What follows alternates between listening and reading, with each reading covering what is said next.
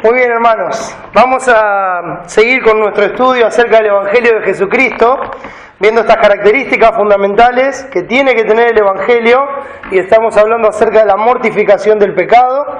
Ya va a ser la 12ª vez que hablamos del tema, y espero que pueda ayudarnos en esta lucha cotidiana, diaria, con el pecado en nuestras vidas. Y por eso, amablemente, nuestro hermano Javier nos compartió Jueces 1 y 2. Vamos a estar en el capítulo 2 del libro de Jueces, viendo ahí una porción. La pregunta, hermanos, que hoy debemos hacernos, antes de ir al texto, es: ¿qué pasa cuando nosotros no somos diligentes en nuestra tarea de mortificar el pecado?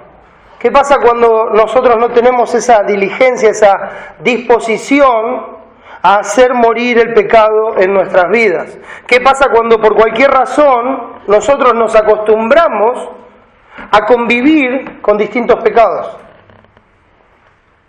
Y esto pasa.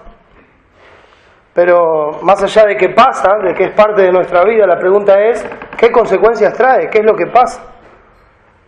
Cuando no tenemos esa disposición de hacer morir todo pecado en nuestra vida, y cuando nos acostumbramos a convivir con el pecado, y entonces livianamente permitimos que esto siga así en nuestras vidas. ¿Qué función cumple el pecado en nuestras vidas? ¿Qué es lo que Dios hace con ese pecado en nuestras vidas? Ahora sí, acompáñenme al capítulo 2 de Jueces, si todavía están ahí.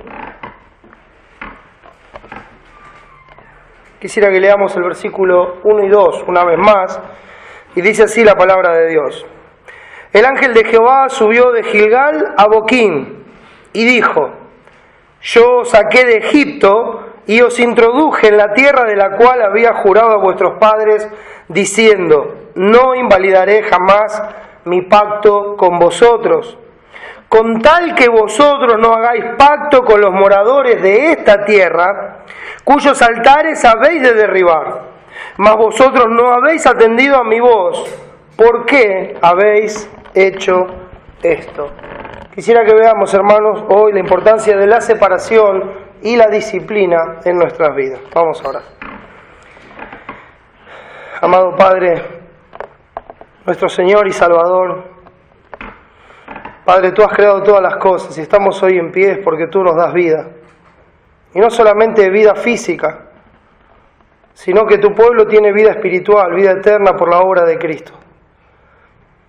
Sabemos, Señor, que eso ha sido una manifestación de Tu gracia.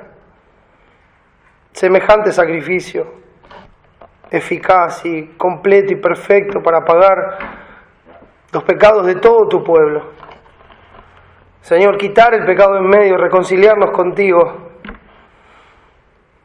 ver el precio que tuvo nuestro pecado. Padre, mi corazón rebosa de gratitud, porque sin duda cada día veo más y más aquello por lo que Cristo tuvo que morir. Oh Señor, necesitamos conciencia de nuestro pecado. Necesitamos una conciencia clara de lo que el pecado significa. Padre, solamente Tú puedes obrar en nuestros corazones y hacernos ver la verdad. Y es lo que quiero rogarte en este momento, Señor.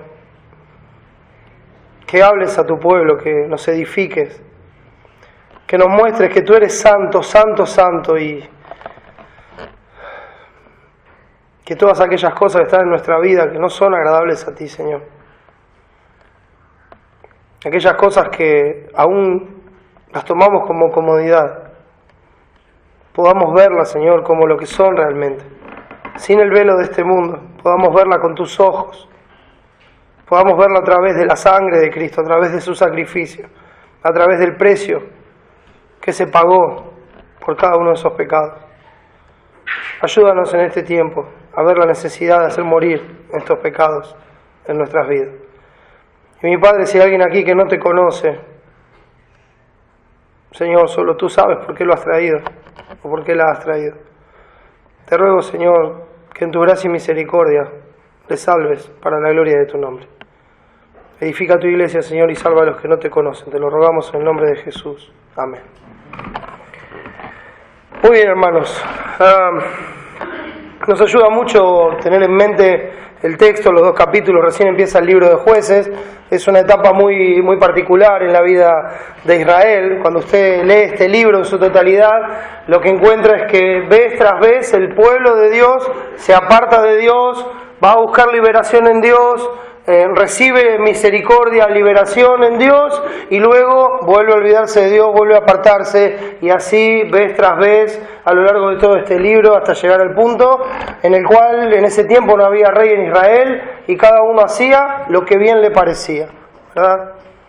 Ahora, acabamos de venir del libro de Josué, acabamos de venir de aquel que siguió guiando al pueblo después de la partida de Moisés, aquel que Dios escogió y lo puso para hacer entrar al pueblo a la tierra prometida. Bueno, el pueblo había entrado a la tierra y ahora tenía que llevar adelante la conquista de esa tierra según las instrucciones que Dios le había dado, según las promesas que tenían de Dios y según el poder que Dios tiene para hacer esta obra. Así es como Dios los lleva hasta ahí. Él es el que los trajo, Él es el que los sacó de Egipto, Él es el que los sostuvo en el desierto, Él es el que les dio victoria tras victoria, Él es el que los sustentó en el desierto con el maná, Él es el que cuidó de ellos durante todo este tiempo, Él es el que abrió el mar rojo y el que frenó las aguas del Jordán para que ellos también pasaran en seco. Y luego de eso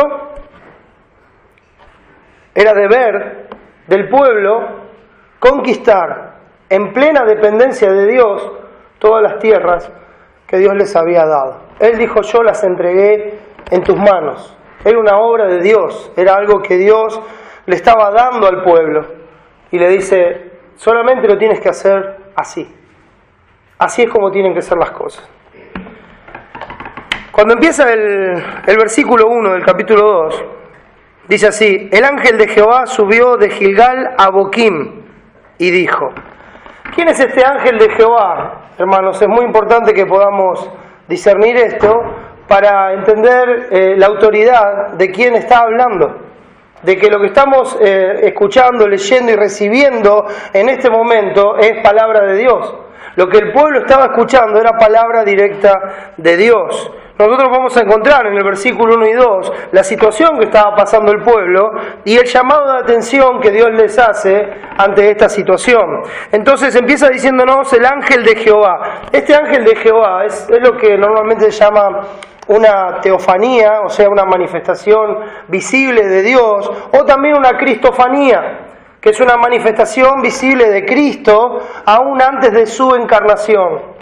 Sabemos que la palabra dice que a Dios nadie le vio jamás. Acompáñenme a Juan, capítulo 1. Vamos a leer un par de textos ahí en Juan, para tratar de comprender esto.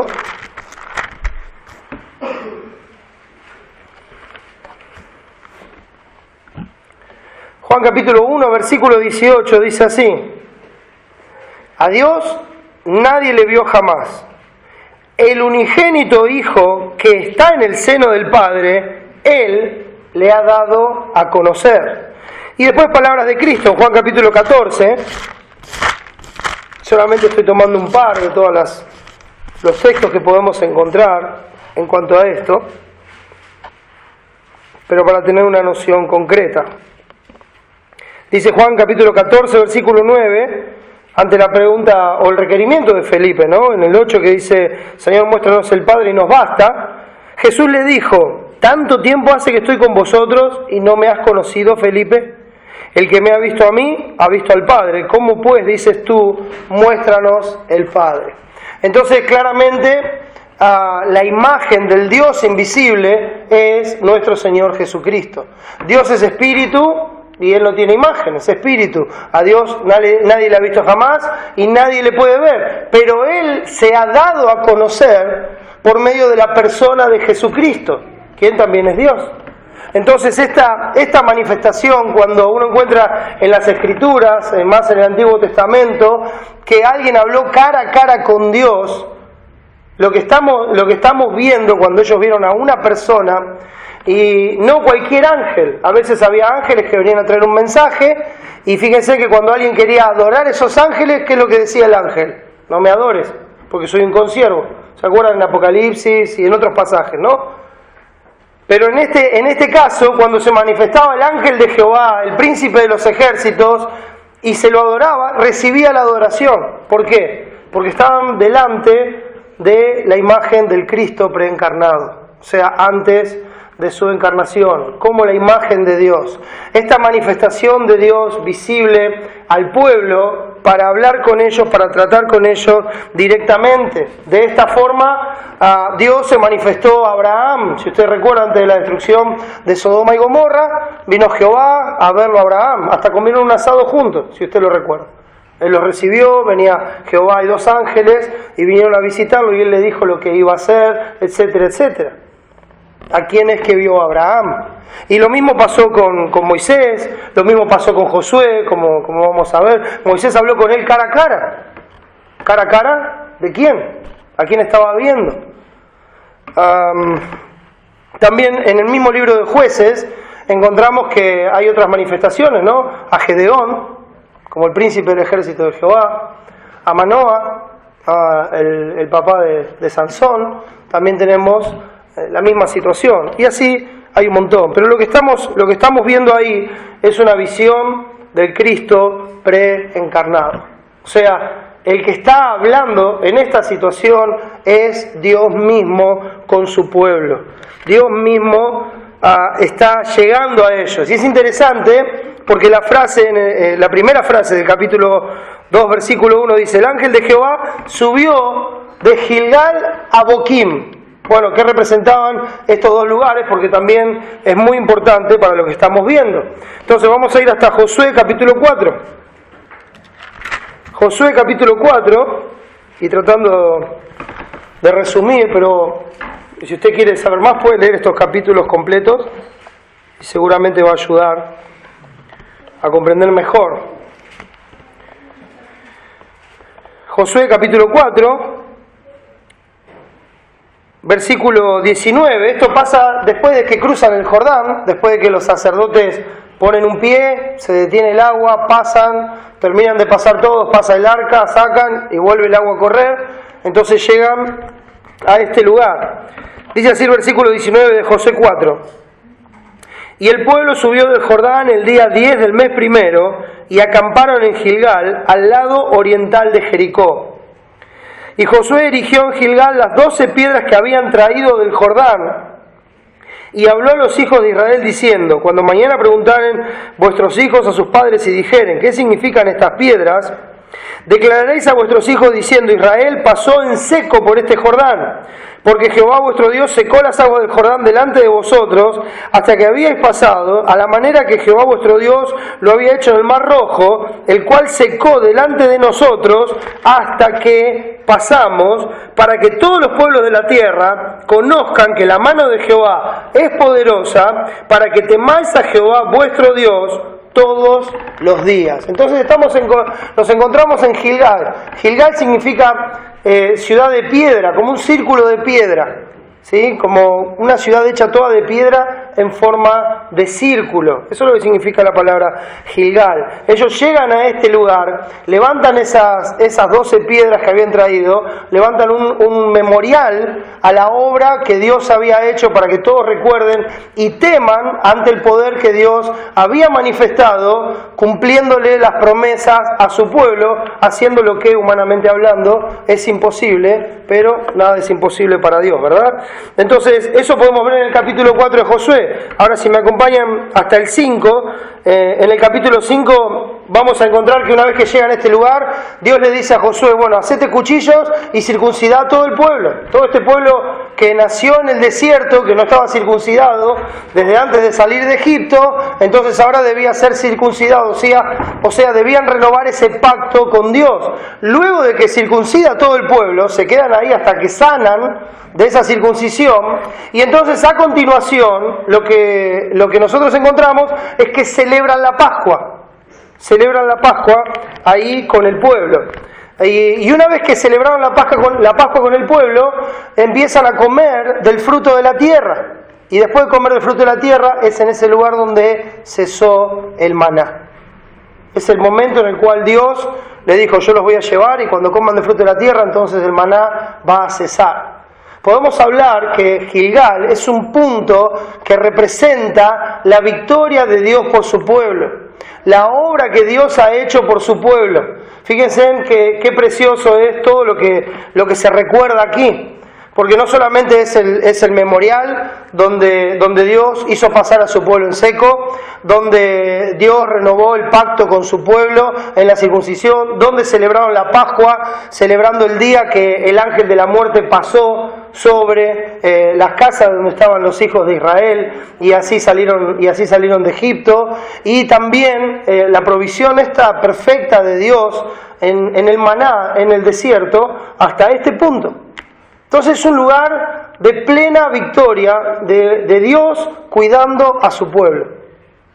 Y en este lugar, el capítulo 5, versículo 13, dice así: estando Josué cerca de Jericó, alzó sus ojos y vio a un varón que estaba delante de él, el cual tenía una espada desenvainada en su mano, y Josué, yendo hacia él, le dijo: ¿eres de los nuestros o de nuestros enemigos? Ahora, piensen esto, ¿no? Estamos hablando de algo que si Josué llega a pensar que es un soldado enemigo, estamos hablando de algo real. Estamos hablando de algo tangible que Josué está viendo frente a él. ¿Sí? Él respondió en el versículo 14, no, mas como príncipe del ejército de Jehová he venido ahora. Entonces Josué, postrándose sobre su rostro en tierra, le adoró y le dijo: ¿qué dice mi señor a su siervo? Entonces él se postra delante de él, le adora y le pide instrucciones. Esto nos muestra claramente que el que estaba ahí delante de él era Dios, que era la preencarnación de nuestro Señor Jesucristo, que dice mi Señor a su siervo. Versículo 15 dice: y el príncipe del ejército de Jehová respondió a Josué: quita el calzado de tus pies, porque el lugar donde estás es santo. Y Josué así lo hizo, recordando también el lugar de la zarza. ¿Recuerdan? Esa teofanía, tal vez en una forma no de persona, sino esa aparición, esa manifestación de Dios en la zarza ardiendo que no se consumía. En ese lugar también Dios le dijo: quita el calzado de tus pies, porque el lugar donde estás es santo. Entonces vemos que el ángel de Jehová viene desde esa victoria hacia Boquim. Ahora, en unos momentos más vamos a ver qué es Boquim, pero Boquim significa literalmente llanto. O sea que podemos hablar de Boquim como un lugar de quebrantamiento. Entonces estamos hablando de que el ángel de Jehová, Dios mismo, viene desde la victoria de su pueblo, victoria de él por su pueblo, hacia esta zona, este lugar donde su pueblo es totalmente quebrantado. Entonces, teniendo esto en mente, viendo que él viene de la victoria al quebranto, desde este lugar, él recuerda enseguida: el ángel de Jehová subió de Gilgal a Boquim y dijo: yo os saqué de Egipto. Entonces él habla con esa autoridad, es Dios el que los había sacado de Egipto. Yo os saqué de Egipto y os introduje en la tierra de la cual había jurado a vuestros padres, diciendo. Entonces fíjense en que Dios, cuando empieza a hablar con ellos, habla y les recuerda qué es lo que él hizo, quién es él y cómo llegaron ellos hasta ese lugar. Porque hasta aquí, después de lo que había pasado en el capítulo 1, parece que el pueblo había olvidado quién era su Dios, cómo era su Dios y cómo habían llegado ellos hasta ese lugar. Vimos en el relato en el capítulo 1 cómo ellos empezaron a tomar la tierra, pero no echaron al cananeo. No echaron al cananeo, empezaron a convivir con el cananeo, empezaron a pasar tiempo con el cananeo, hicieron alianza con el cananeo, en algunos casos lo hicieron fuerte y lo hicieron tributario al cananeo, pero esa no era la instrucción de Dios. Ellos fueron a conquistar la tierra, pero no fueron en una forma espiritual, fueron en una forma carnal, fueron en una forma de ir en sus propias fuerzas y no en las fuerzas de Dios. No fueron siguiendo las instrucciones, como vimos también en Jericó, ¿recuerdan? Fueron a Jericó, siguieron las instrucciones y Dios les dio una victoria total y completa sobre el anatema. Acán se guardó algo del anatema, fueron a Jai en sus fuerzas y fueron derrotados. Entonces vino la limpieza en el pueblo del pecado. Entonces Dios fue con ellos, siguieron las instrucciones y otra vez la victoria. Pero a esta altura el pueblo había abandonado lo que Dios les había dicho. Habían olvidado quién era su Dios y estaban haciendo las cosas como cualquier otro pueblo. Se estaban comportando no como el pueblo de Dios, en dependencia total de Dios, sino que se estaban comportando como aquellos que tenían a su alrededor y haciendo según las costumbres de esa tierra. A pesar de eso, en el final del versículo 1, uno puede encontrar que Dios dice, ¿no? Bien claro, no invalidaré jamás mi pacto con vosotros. Ahora eso es precioso, porque es una promesa de Dios, y gloria a Dios por esa promesa. Él establece un pacto y Él no lo va a invalidar, ese pacto. Él es fiel hasta el final. Él dio su palabra y la va a cumplir. Ahora, Él va a cumplir con su parte, pero su pueblo tiene que cumplir con la suya. Porque esta promesa que Dios le da, ustedes lo van a ver aquí en el mismo texto, es una promesa que tiene una condición. Es algo que Dios requiere. Bueno, yo soy su Dios, entonces obedézcanme, ámenme, sigan mis instrucciones, hagan como yo les mando y les va a ir bien. Les va a ir bien. Y eso es lo que Dios quiere para su pueblo. Dios quiere hacerle bien a su pueblo, Dios quiere hacerle bien al hombre, pero Dios nunca puede ir en contra de su santidad. Hace poco estábamos viendo eso con los chicos en las clases, ¿verdad? Dios no puede ir en contra de su santidad. Él es amor, Él es bondad, es cierto, pero también es santo. Entonces Él no puede bendecir el pecado. Él no puede hacer bien a lo que está mal. Y marca bien claro esta diferencia. Entonces Dios les dice, no invalidaré jamás mi pacto con vosotros. Pero fíjense cómo empieza el versículo 2. Con tal que vosotros no hagáis pacto con los moradores de esta tierra. Yo no voy a invalidar el pacto, pero ustedes no hagan pacto con ellos. Esas son las instrucciones. La condición que Él está poniendo, la condición que Dios está poniendo a su pueblo es: sepárate del anatema. Sepárate del anatema. Es así de claro. No tengas nada que ver con el anatema. Tiene que haber una clara separación. No puede haber alianza ni convivencia con todo aquello que Dios aborrece. Dios trajo a Israel sobre la tierra de Canaán como un juicio sobre los moradores de Canaán. Porque su maldad, la maldad del amorreo, había llegado a su colmo. Había llegado al punto en el cual Dios no lo iba a soportar más. Entonces trajo a Israel desde Egipto, después de 430 años, lo sacó con poder, lo sacó con una manifestación de su gloria y los trajo acá para usarlos como herramienta de juicio sobre Canaán. Eso es lo que podemos ver en líneas generales. Y el pueblo no cumplió con las instrucciones que Dios le dio. El pueblo no estaba siendo un instrumento útil en la mano de Dios. ¿Por qué? Porque el pueblo decidió hacer las cosas por sí mismo y no seguir a Dios. El pueblo decidió apoyarse en su propia prudencia en lugar de seguir a Dios. Es bien clara la separación que tiene que haber. Con tal que no hagáis pacto con los moradores de esta tierra, cuyos altares habéis de derribar. Una separación bien clara que marca, por ejemplo, Pablo en el libro de Gálatas. El libro de Gálatas, el capítulo 1, leyendo desde el versículo 6, dice así: estoy maravillado, escribiendo a la iglesia en Galacia, estoy maravillado de que tan pronto os hayáis alejado del que os llamó por la gracia de Cristo para seguir un evangelio diferente. Y esto es muy interesante, porque uno dice, bueno, un evangelio diferente quiere decir que podría haber otro evangelio. Entonces aclara enseguida, no que haya otro, o sea, no que haya otro evangelio, sino que hay algunos que os perturban y quieren pervertir el evangelio de Cristo. Un evangelio que no está centrado en Cristo no es el evangelio de Cristo. Un evangelio que está centrado en el hombre no es el evangelio de Cristo. Un evangelio que no hace una clara distinción entre el pueblo de Dios y el que no es pueblo de Dios no es el evangelio de Jesucristo. Un evangelio que es permisivo con el pecado no es el evangelio de Jesucristo. Entonces hay personas que dicen creer en Dios, pero que viven en un falso evangelio. Y eso se ve en los frutos de su vida. No que haya otros, sino que hay algunos que os perturban y quieren pervertir el evangelio de Cristo.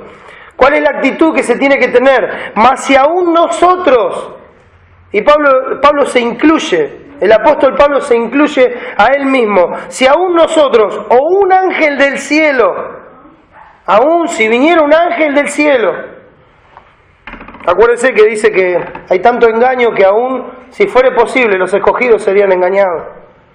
Un ángel del cielo, una manifestación así, os anunciare otro evangelio diferente del que os hemos anunciado, sea anatema, sea maldito y separado de Dios. ¿Cómo se sentiría usted? Hacerse amigo de aquel que es maldito y separado por Dios. Convivir y tener comunión con aquel que es maldito y separado por Dios. Como antes hemos dicho, también ahora lo repito, si alguno os predica diferente evangelio del que habéis recibido, sea anatema. Dios es tajante, porque su santidad es tajante. Su santidad no permite absolutamente ningún tipo de contacto ni comunión con el pecado. Cristo también nos hizo una promesa a nosotros. Él dijo: he aquí, yo estoy con vosotros todos los días hasta el fin del mundo. Y lo mismo le dijo al pueblo acá: no invalidaré jamás mi pacto con nosotros. Y podemos ver como Pablo le dice a Timoteo en 2 de Timoteo 3:12, cuando dice: aunque fuéramos infieles, Él permanece fiel, porque Él no puede negarse a sí mismo. Él no puede cambiar su esencia. Cuando Él promete algo, lo cumple. Le decía a los filipenses, estando persuadido de esto, que el que comenzó en vosotros la buena obra, la perfeccionará hasta el día de Jesucristo. Y eso no se puede cambiar porque Dios lo determinó así. Y Dios lo va a cumplir porque Él es fiel y verdadero. Pero nosotros tenemos una tarea para hacer. Sigue diciendo en el versículo 2 de Jueces 2, con tal que vosotros no hagáis pacto con los moradores de esta tierra, cuyos altares habéis de derribar, ni los dioses, ni la costumbre, nada de los enemigos debía quedar en medio de ellos. Ninguna de estas cosas debían quedar en pie en medio de ellos. Ninguna de estas cosas debían recibir misericordia por parte de ellos. Uno no puede hacerse amigo del pecado o amar el pecado y al mismo tiempo ser amigo de Dios y amar a Dios. No se puede servir a dos señores, porque se ama a uno y se aborrece al otro, o se aborrece a uno y se ama al otro. No se puede. Y eso es lo mismo que se está viendo acá. ¿Cuáles eran las instrucciones? Deuteronomio capítulo 7.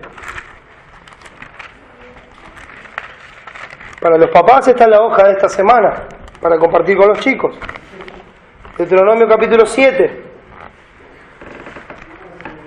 Fíjese, parte de la instrucción que Dios le está dando al pueblo. Esto se repite una y otra vez. Le animo a que usted lo lea y que vaya marcándolo, para que vea cuántas veces Dios insistió en estas instrucciones para con su pueblo. Le dice en el versículo 1, cuando Jehová tu Dios te haya introducido en la tierra en la cual entrarás para tomarla. Vimos que ya pasaron Gilgal, ¿verdad? Que ya están adentro de la tierra. Dice, y has echado delante de ti a muchas naciones, al Eteo, al Gergeseo, al Amorreo, al Cananeo, al Fereceo, al Heveo y al Jebuseo, 7 naciones mayores y más poderosas que tú. Y Jehová tu Dios las haya entregado delante de ti y las hayas derrotado. Fíjese lo que dice, las destruirás del todo. No harás con ellas alianza ni tendrás de ellas misericordia y no emparentarás con ellas. Escuche bien, no emparentarás con ellas. No hay posibilidad de considerar un hijo de Dios a un hijo del diablo para formar una relación. No hay posibilidad. No emparentarás con ella, no darás tu hija a su hijo, ni tomarás a su hija para tu hijo, porque desviará a tu hijo de en pos de mí, y servirán a dioses ajenos, y el furor de Jehová se encenderá sobre vosotros, y te destruirá pronto. Mas así habéis de hacer con ellos, sus altares destruiréis, y quebraréis sus estatuas, y destruiréis sus imágenes de acera, y quemaréis sus esculturas en el fuego, porque tú eres pueblo santo para Jehová tu Dios. Jehová tu Dios te ha escogido para hacerle un pueblo especial, más que todos los pueblos que están sobre la tierra. Esa es la razón por la cual Dios nos llamó de la muerte eterna a la vida en Cristo. Nos llamó para que nosotros seamos ese pueblo, esa nación santa, como dice 1 de Pedro capítulo 2.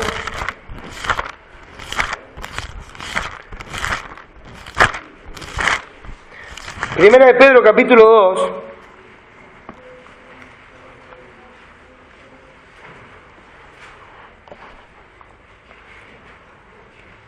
Haciendo un contraste con los que están destinados a la destrucción de su alma, dice en el versículo 9: mas vosotros sois linaje escogido, real sacerdocio, nación santa, pueblo adquirido por Dios, para que anunciéis las virtudes de aquel que os llamó de las tinieblas a su luz admirable.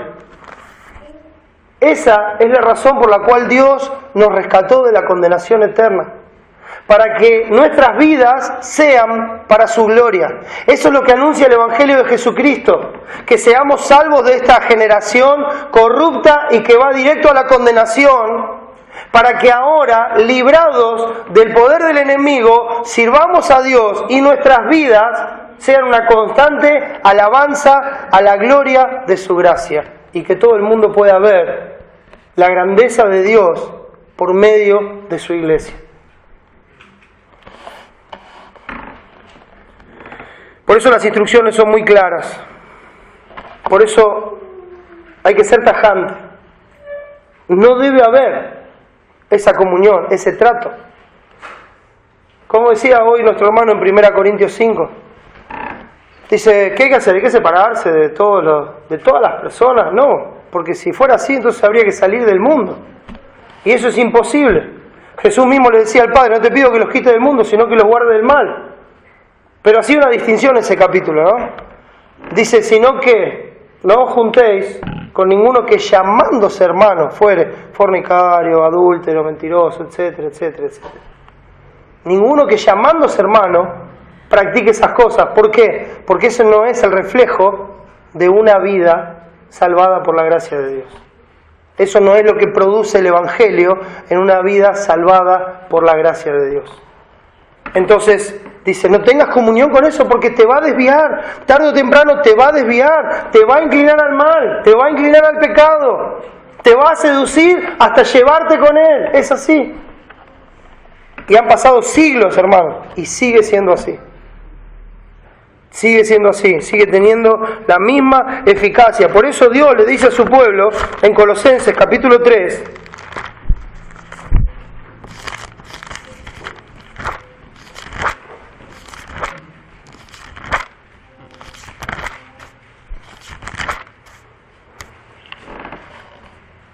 Colosenses capítulo 3, versículo 5, dice así, a los que han resucitado con Cristo: haced morir, es un mandato, ¿sí?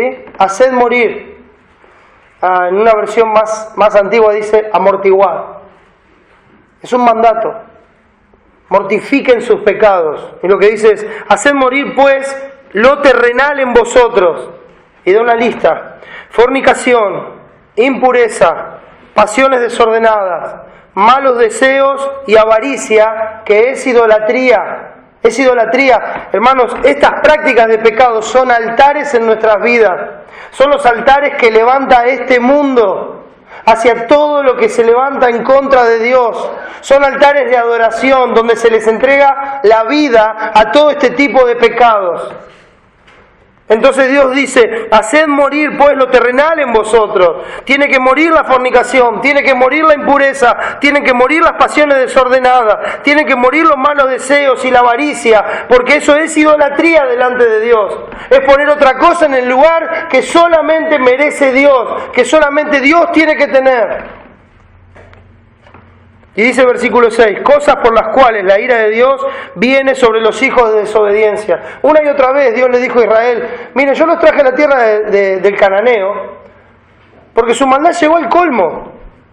No porque ustedes sean buenos, lo merezcan, etcétera, etcétera.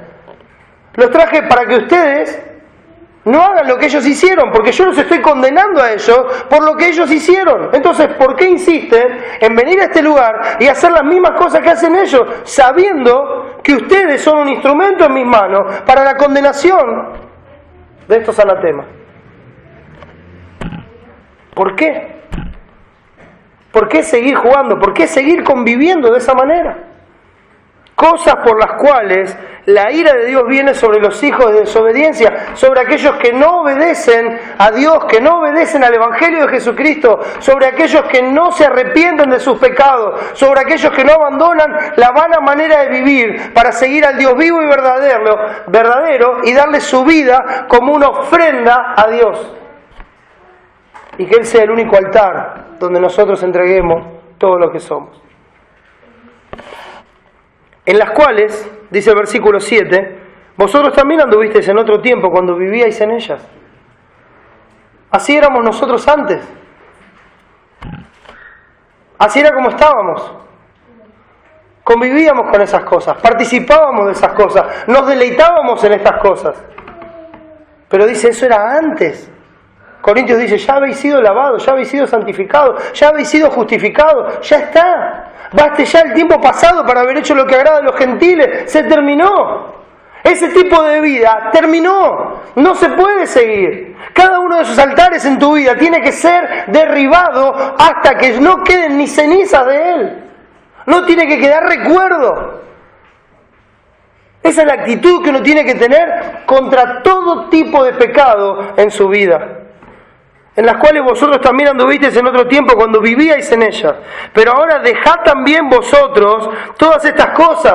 Y escuche, porque las otras cosas que mencionamos, fornicación, impureza, pasiones desordenadas, etcétera, etcétera, son cosas que normalmente son evidentes.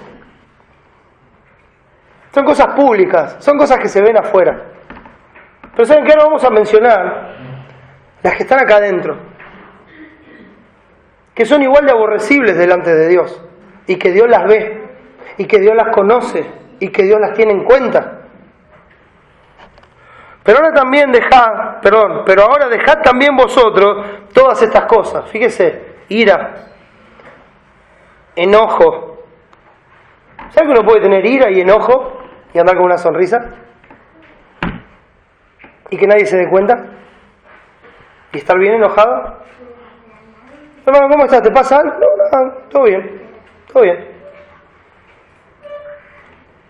La persona se endurece tanto que se acostumbra a vivir así. Se acostumbra a vivir así. Está enojada con todo el mundo. Se lleva mal con todos. No puede tener un corazón puro para con nadie. Y estoy hablando de algo íntimo, no estoy hablando de nadie en particular. Usted y yo sabremos cómo estamos en nuestro corazón en estas actitudes. ¿Se acuerdan cuando dice que los hermanos de José no le podían hablar pacíficamente a José? Y no porque no tuviera lengua o cuerdas vocales, porque de hecho después le hablaron. Pero no le podían hablar pacíficamente a José. ¿Por qué? Porque en su corazón había enojo, ira. ¿Y estaba ahí? Estaba bien guardadito. Nadie lo veía, hasta que un día se manifestó. Pero a veces nos acostumbramos a convivir con estas cosas, a que permanezcan en nosotros, a que decir, bueno, total no le hago mal a nadie, no afecto a nadie, total nadie se entera. O no, sí, alguien se entera. Y es por quien tendrías que vivir, es el que tendría que importar por sobre todas las cosas, porque Dios sabe que estás enojado, porque Dios sabe que hay ira en tu corazón, porque Dios sabe que hay rencor, porque Dios sabe lo que estás sintiendo contra otra persona y contra tus hermanos y contra quien sea. Y recordemos, hermanos, lo que Cristo dijo, que si uno se enoja en su corazón contra su hermano, Es culpable de homicidio, porque es ahí donde empieza. No hay pecado oculto para Dios. Fíjense, ira, enojo, malicia. Malicia. ¿No? A veces parece que no, pero cuando hablamos de los angelitos, ¿no? De los chicos, uno puede ver, ¿no? Pasa un chico con el otro y está pasando así, le pone el piecito, ¿no? ¡Uy, perdoname! Le dice después, porque está civilizado ya. Ya está enseñado por los padres y por todo lo que rodea. Hay que pedir perdón. No fue sin querer. Solo Dios sabe cuántas cosas nosotros hacemos en nuestro corazón, no con la intención de dar gloria a Dios, de agradar o de buscar el bienestar del otro. Malicia en nuestro corazón. Y Dios dice, dejad, es un mandato, hermano, no es una sugerencia. Dice, pero ahora dejad también vosotros todas estas cosas, ira, enojo, malicia, blasfemia, palabras deshonestas de vuestra boca. Bueno, a veces algunos dicen, bueno, era necesaria la mentira para que no causar un mal mayor. No, hermano, no es necesaria nunca la mentira. No es necesaria nunca la mentira. Lo que es necesario es la verdad. Bueno, dije la mentira y nadie se enteró. No, sí, alguien se enteró. Y casualmente es ese alguien que por su propia declaración de fe usted dice que volcó su sangre para salvarle. Y aquel que dio su vida en la cruz para salvarle eternamente, sí sabe que sus palabras no son honestas, que hay otra intención en su corazón. Dios sí lo sabe, y de Él no se puede ocultar nadie. Dice el versículo 9, no mintáis los unos a los otros, habiéndoos despojado del viejo hombre con sus hechos. Despojarse del viejo hombre, como dice Efesios 4 también, y revestido del nuevo hombre, el cual conforme a la imagen del que lo creó, se va renovando hasta el conocimiento pleno. O sea, va renovando el espíritu de su mente, va cambiando la forma de pensar. Estas cosas van muriendo, se van mortificando, van quedando a un costado y las van reemplazando aquellas cosas que le agradan a Dios. Termina diciendo el versículo 11, conocimiento pleno, donde no hay griego, ni judío, circuncisión ni incircuncisión, bárbaro ni escita, siervo ni libre, sino que Cristo es el todo y en todos. O como lo diría Efesios, dice así, versículo 25 del capítulo 4 de Efesios, por lo cual desechando la mentira, hablad verdad cada uno con su prójimo, porque somos miembros los unos de los otros. Airaos, pero no pequéis, no se ponga el sol sobre vuestro enojo, ni deis lugar al diablo. El que hurtaba no hurte más, sino trabaje con sus manos, haciendo lo que es bueno. Si no trabaje haciendo con sus manos lo que es bueno, para que tenga que compartir con el que padece necesidad. Ninguna palabra corrompida, podrida, salga de vuestra boca, sino la que sea buena para la necesaria edificación, a fin de dar gracia a los oyentes. Y fíjese lo que dice el versículo 30. Y no contristéis al Espíritu Santo de Dios, con el cual fuisteis sellados para el día de la redención. Contristar significa entristecer. Nosotros, hermanos, simples mortales, tenemos la capacidad de entristecer al Espíritu Santo de Dios que mora en nosotros como un sello de la promesa de Dios hasta el día de la redención. Nosotros tenemos la capacidad de apagar el Espíritu en nosotros, de apagar su obra por medio de la falta de mortificación de nuestros pecados. El Espíritu Santo no se contrista por ver lo mal que andamos nosotros, sino que se contrista por ver el desprecio en nuestro corazón para con la sangre derramada por Cristo en la cruz del Calvario, para pagar por esos pecados que nosotros estamos atesorando en nuestro corazón.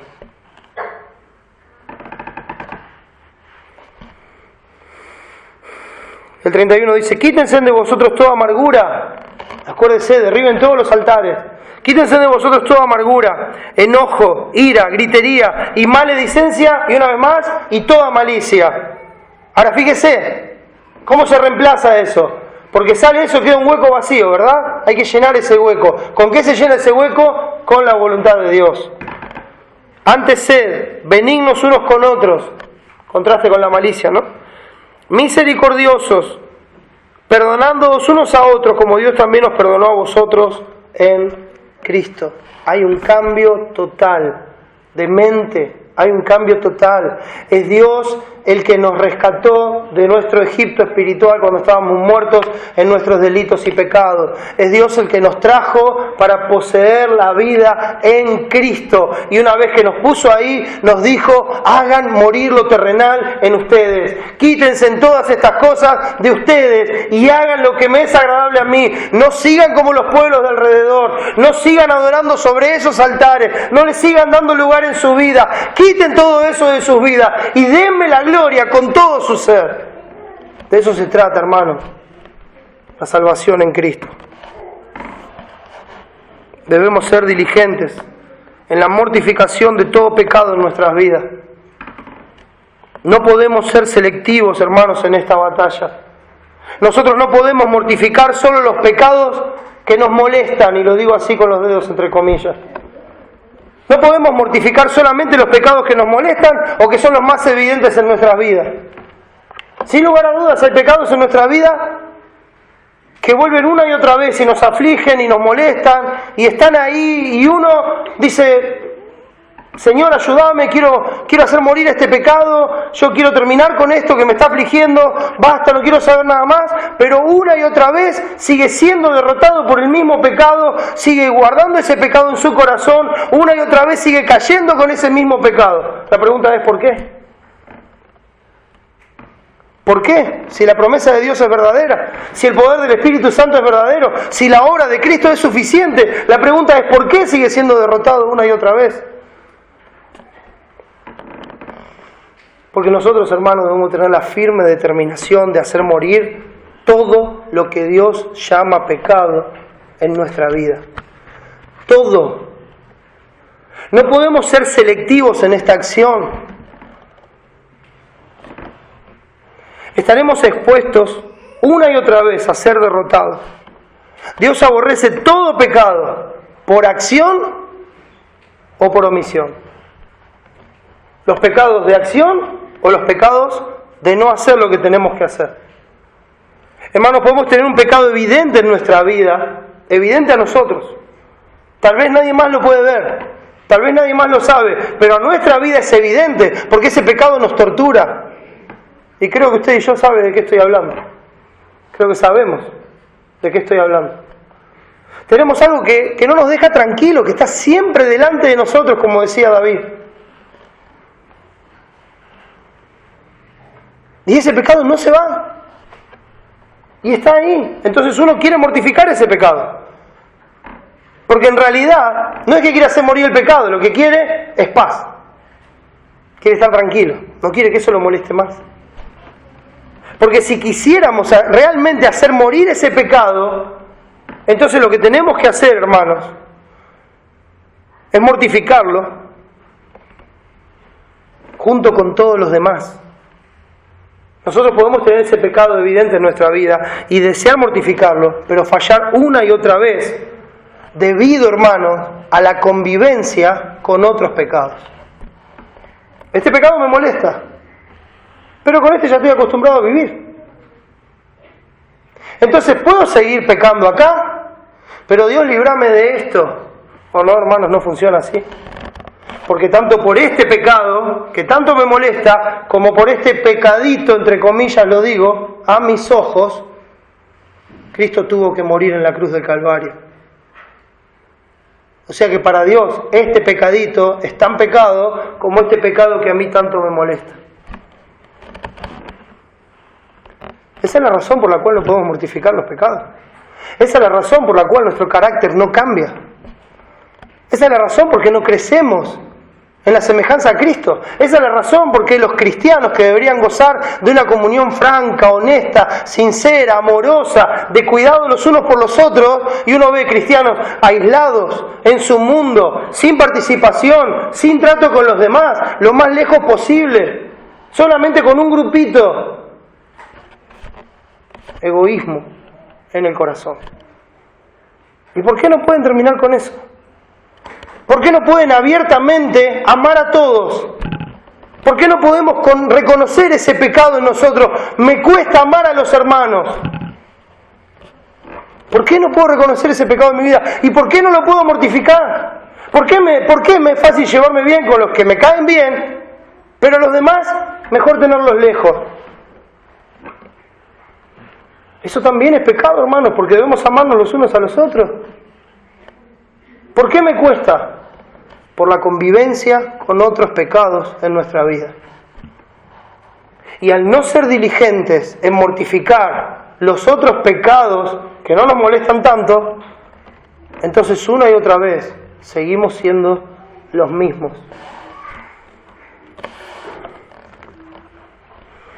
No voy a poder mortificar ningún pecado totalmente en mi vida si no cumplo con mis deberes espirituales para con Dios. Mira, hermano, parece que todo va bien, pero una persona conoce a Cristo, fue salvada por la gracia de Dios, y hay mucho gozo, ¿no? Hay mucho gozo y mucha ganas de hacer, y ahí está, con entusiasmo y con todo, y empieza a caminar y parece que todo va bien, pero sigue conviviendo con los pecados, en muchos casos por ignorancia, porque no lo sabe, todavía no lo sabe. Entonces en ese caso Dios lo que va haciendo es ir enseñándole como su hijo recién nacido, y lo va criando y lo va ayudando a crecer y le va mostrando los pecados y le va enseñando cómo mortificarlos. Entonces pasan dos cosas. De repente un hijo de Dios, por amor a Cristo, es diligente en esta tarea. Dios le va mostrando y dice: oh no sabía que esto era pecado, no quiero saber nada más con esto, y lo termina en su vida. Pero hay otro que dice: bueno, está bien, sí, pero yo no creo que sea tan malo. Entonces parece que todo va bien, pero sigue viviendo en pecado. Y a pesar del consejo de la palabra, a pesar del consejo de otros hermanos, a pesar del consejo de la iglesia, de lo que fuera, sigue conviviendo con el pecado. Y ese entusiasmo, ese gozo que tenía en un principio, se empieza a volver en algo silencioso, en algo que se opaca, en algo que ya no tiene ganas, en algo que ya no tiene trato. ¿Qué es lo que está pasando, hermano? Está siendo derrotado vez tras vez por el pecado en la intimidad. Está siendo derrotado una y otra vez en su corazón por los mismos pecados. ¿Por qué? Porque no los ve tan graves. Porque se puede convivir con esto. Hermanos, de repente hay hermanos que están enojados entre ellos y que tienen que arreglar las cosas entre ellos. Aún Jesucristo dice: si vienes a traer la ofrenda y recuerdas que tu hermano tiene algo contra ti, ni siquiera traigas la ofrenda, anda urgente a arreglar las cosas con tu hermano. Pero no, sigo mi vida, no arreglo las cosas, las dejo así, total, ya va a pasar. Eso es pecado, hermano. Y usted no va a poder triunfar en la mortificación de ningún pecado, porque Cristo dice que si hay un problema con un hermano, hay que ir a hablarlo y arreglarlo para ganar al hermano y que pueda haber amor entre los hermanos. Y si no lo hace, es pecado. Bueno, no, pero la situación... No, es pecado, no importa la situación. Si usted no lo hace, es pecado. Y nos acostumbramos tanto a no hacerlo, nos acostumbramos tanto a hablar mal del otro y no ir a arreglar las cosas, nos acostumbramos que convivimos con el pecado. Entonces no los echamos, los hacemos vivir con nosotros y encima creemos que los podemos controlar en nuestra fuerza y los hacemos tributarios, como estábamos viendo que hacía el pueblo de Israel. Sí, está ahí, pero bueno, a veces me sirve esto porque para tener un poco de carácter, ¿no? No, el único poco de carácter que quiero tener es el de Cristo. Porque para eso me salvó Dios, y a eso me lleva a Dios, y eso es lo que necesito en mi vida para que Dios sea glorificado. Oh, no necesito mis ideas, no necesito mis ocurrencias. No, ¿para qué? Si no hay problema, ¿para qué lo vamos a ir a... ¿Para qué vamos a revolver el tema? Oh, no, hermano, está mal, es pecado, está guardado en el corazón, vaya y arréglelo. Y si no lo arregla, sepa claramente que está en pecado y que ningún otro pecado va a poder ser mortificado en su vida. Se va a volver una tortura. Parece que todo va bien, pero si no soy diligente para orar, para leer, para congregarme, no podré mortificar mi pecado. No leo la Biblia, no oro, no tengo relación con Dios, pero voy a la iglesia.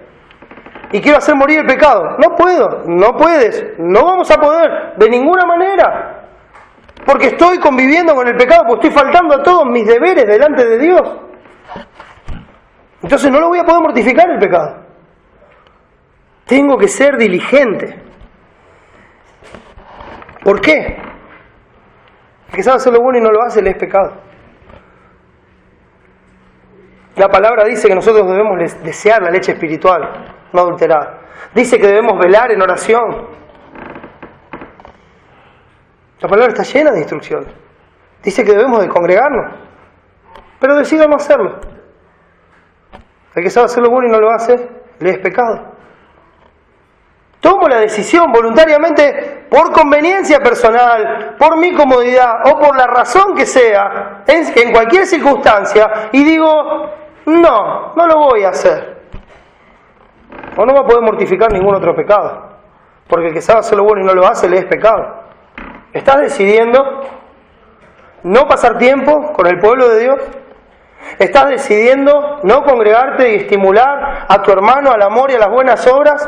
¿Estás decidiendo dejar de tomar tiempo aparte para orar?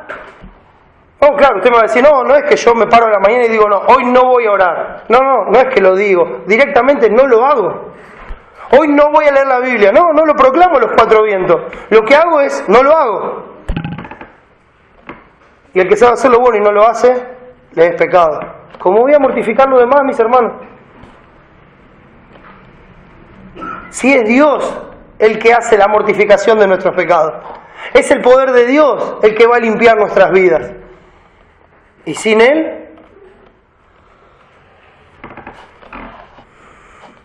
hermanos, si nosotros racionalizamos el pecado, o sea, ¿qué significa racionalizar el pecado? Tratar de encontrar una buena excusa en nuestro razonamiento para tratar de no verlo tan malo. Racionalizamos el pecado para esconder nuestra negligencia, entonces vamos a ser derrotados una y otra vez. Si buscamos una buena excusa para no mortificar ese pecado, vamos a ser derrotados una y otra vez. La única forma de derrotar el pecado es haciendo lo que Dios dice. Por eso dice enseguida, en el final del versículo 2, mas vosotros no habéis atendido a mi voz. ¿Por qué habéis hecho esto? Ustedes no atendieron a mi voz, no me escucharon, no siguieron mis instrucciones, no siguieron lo que yo les dije aquel día de victoria, aquel día que les repetí la ley, aquel día que les dije lo que había de hacer, el día que los salvé, cuando les dije que los salvé para que sean un pueblo santo. ¿Por qué no siguieron mi voz? ¿Por qué no escucharon mis instrucciones? ¿Por qué no hacen morir lo terrenal en ustedes? ¿Por qué habéis hecho esto?, pregunta Dios. Y esa es la confrontación con el pecado. No, yo no sabía todo esto. Pero ¿cuál es la reacción cuando Dios te lo dice? Cuando Dios te lo muestra, cuando su palabra te convence de pecado, cuando te está mostrando en este momento, en tu corazón, que hay un montón de cosas pendientes, sin arreglar, que no haces, hay un montón de cosas que tendrías que hacer y no las estás haciendo, y hay un montón de personas con las que tienes problemas y no los estás arreglando. Entonces, ¿quieres crecer en la gracia y el conocimiento del Señor?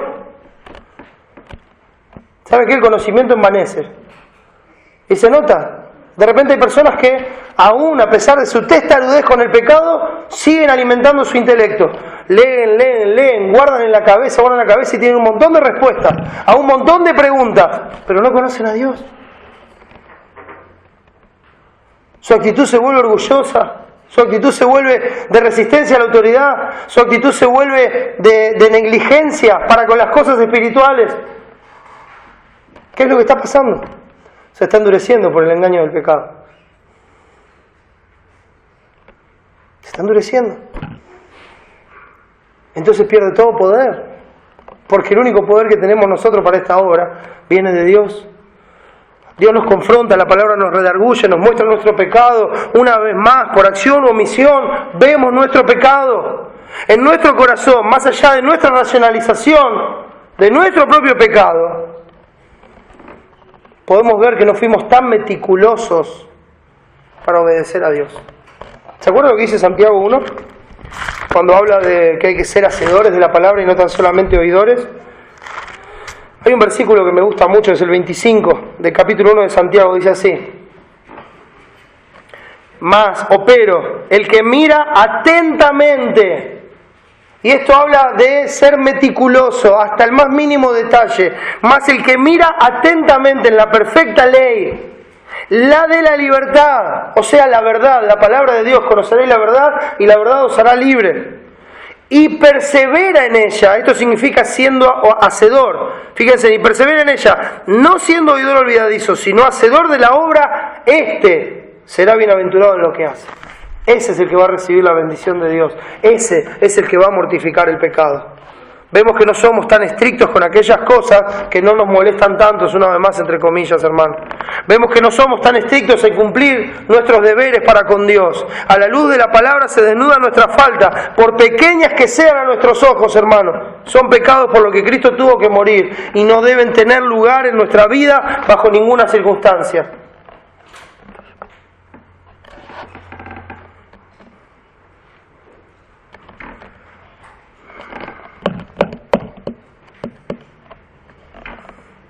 ¿Cuál es la consecuencia de esto, hermano? Versículo 3. Dios declara así: por tanto, yo también digo, no los echaré delante de vosotros, sino que serán azotes para vuestros costados, y sus dioses os serán tropezaderos. Eso es lo que Dios hace, no los echaré, serán azotes. ¿Qué es lo que pasa con un pecado que nosotros no somos diligentes en mortificar? ¿Qué es lo que pasa con ese pecado con el que nosotros convivimos? Dios lo usa para disciplinarnos a nosotros mismos. Dios llega a usar nuestro propio pecado como disciplina en nuestras vidas. Cuando no somos diligentes y constantes, hermanos, en la mortificación de todos nuestros pecados, menospreciando así la sangre de Jesús derramada por ellos, y llegando a pisotearla, como dice Hebreos capítulo 10, aquellos que pecando voluntariamente. Porque cuando uno sabe que algo es pecado y persiste en hacerlo, lo que está haciendo es pecar voluntariamente, pero lo que está haciendo en realidad es menospreciar el sacrificio de Cristo. Es decir, esa sangre que Cristo derramó no es suficiente. Y es como si la pisoteara, como si esa sangre hubiera caído al piso en vano y ahora la estuviera pisoteando. Eso es la falta de diligencia en hacer morir el pecado.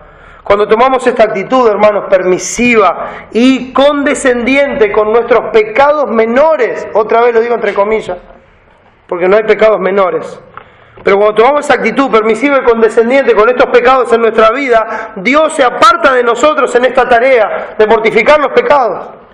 Y como dijo Jesús, hermanos, separados de mí, nada podéis hacer. Si Dios es por nosotros, ¿quién contra nosotros? Pero separados de mí, nada podréis hacer. Esa es la razón de nuestra derrota constante. Lo que tendría que llevarnos a nosotros a un examen profundo y decir, ¿por qué Dios no me está dando su poder en esta tarea de mortificar el pecado? Es imposible, hermanos, mortificar cualquier pecado sin el poder del Espíritu Santo, sin su gracia, sin fortalecernos en el poder de su fuerza. No existe tal cosa como una comunión parcial con Dios. No existe tal cosa, hermanos. Primera de Juan, capítulo 1, dice claramente: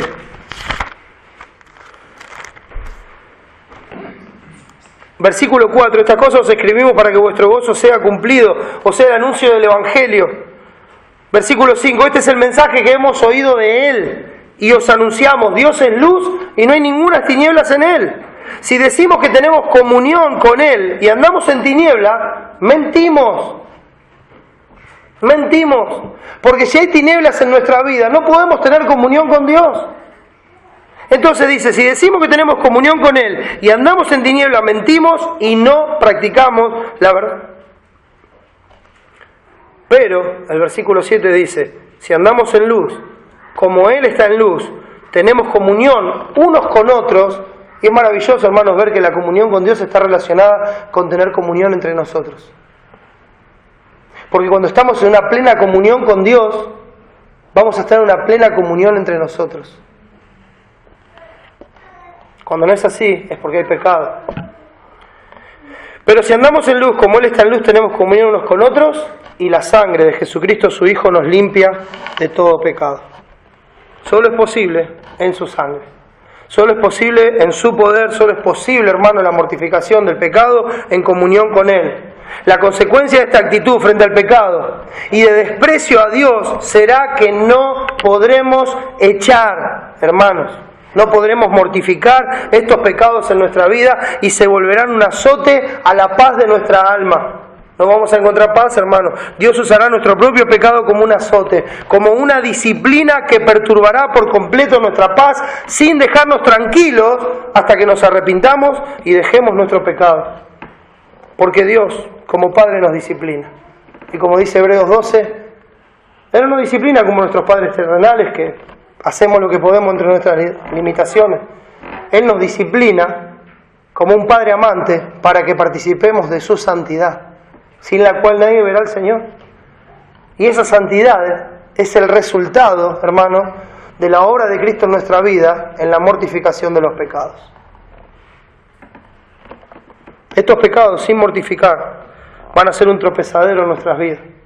Como decía acá en Jueces 2:3, por tanto yo también digo, no los echaré delante de vosotros, sino que serán azotes para vuestros costados, y sus dioses os serán tropezaderos, humillándonos una y otra vez para llevarnos a depender de Dios en todo momento y buscar nuestra liberación solo en Él y dejar de depender de nuestras fuerzas y dejar de apoyarnos en nuestra propia prudencia para hacer lo que a Dios le agrada. Sé que me he extendido, hermanos, quiero terminar con estos versículos 4 y 5. Dice así: cuando el ángel de Jehová habló estas palabras a todos los hijos de Israel, el pueblo alzó su voz y lloró. Yo no sé cómo es en su vida. No sé cómo es cuando usted lee la palabra. Sé cuando el salmista dice que se hizo agua a su cabeza, así es como dice, y lloraba a causa de su pecado. No sé cómo es su relación con Dios. No sé cuánto le duele cuando ve la palabra o cuando la escucha y ve que hay un pecado en su vida. No sé qué es lo que le causa. No lo sé. Pero seriamente a mí me preocupa cuando yo estoy viendo un pecado en mi vida y no me duele.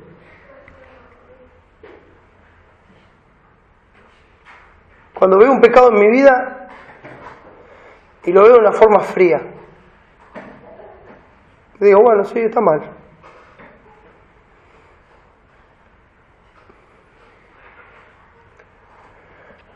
Nos endurecemos, hermanos, perdemos la sensibilidad ante la palabra de Dios. Escucho la palabra, pasan por mi cabeza todas las situaciones de mi vida, pasa la forma que estoy viviendo, las decisiones que estoy tomando, las cosas que estoy haciendo, los rencores que hay en mi corazón y todo eso, y ni una lágrima, ni una sola. Solo los muertos no sienten, mis hermanos. Solo los muertos no sienten dolor por el peso del pecado. Cualquiera que esté vivo y ve su pecado va a sentir dolor, va a sentir el peso quebrantándolo, va a sentirse humillado por su pecado, va a sentirse triste por haber defraudado a su Salvador y va a derramar en lágrimas su corazón buscando el perdón de Dios. Es interesante cuando uno ve este pasaje que dice que el pueblo alzó su voz y lloró y llamaron el nombre de aquel lugar Boquín, como dije antes, el llanto, ¿no? O lugar de quebranto, y ofrecieron allí sacrificios a Jehová. Yo le hago una pregunta.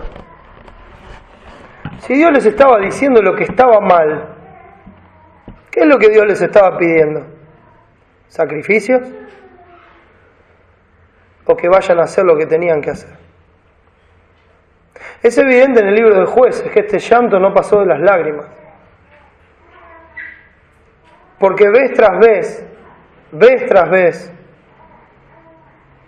siguieron haciendo exactamente lo mismo Y el único momento en que lloraban y que clamaban era cuando estaban tan oprimidos que no podían vivir. Y entonces ahí se acordaban de Dios, de una forma egoísta, para ellos mismos. No por la gloria de su nombre, sino porque querían paz, porque querían que no los opriman más. Y hasta iban y le reclamaban a Dios: Dios, es tu pueblo, ¿qué va a pasar con tu nombre? Claro, Dios es fiel, no va a invalidar su pacto. Y aunque fuéramos infieles, Él permanece fiel. Pero yo debo examinarme y ver qué es lo que produce la palabra de Dios en mi vida. Ver si mi alegría se vuelve en llanto y mi gozo en tristeza. Y si eso me lleva a un arrepentimiento o me lleva a sacrificar a Dios, a decir: no, ahora voy a empezar a hacer las cosas bien, me voy a esforzar, Bueno,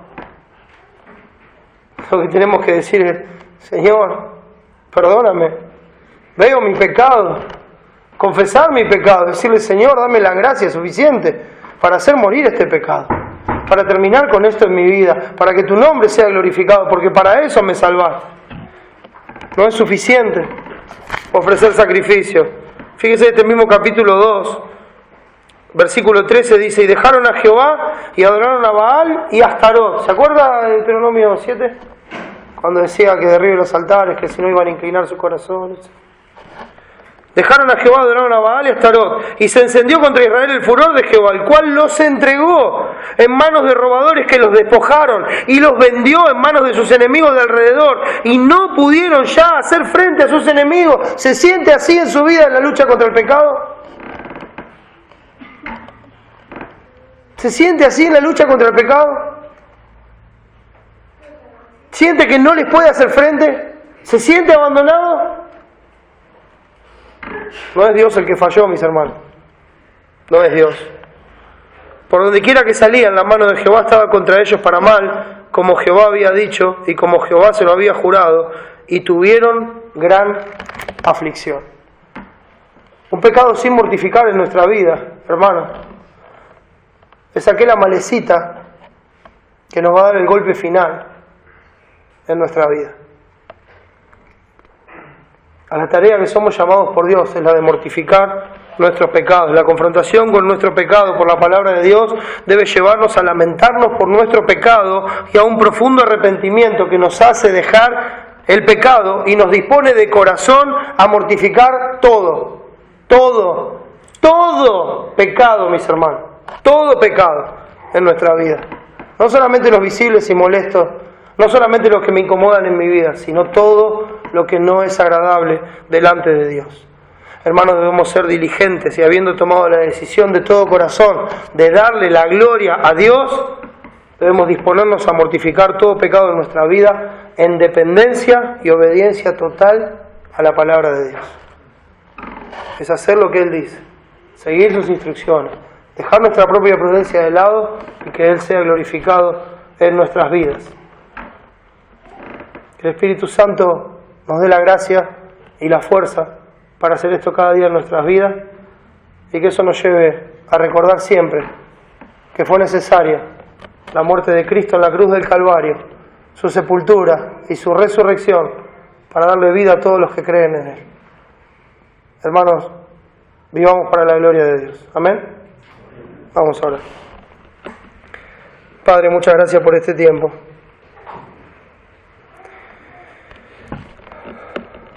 Perdona mi negligencia, Señor.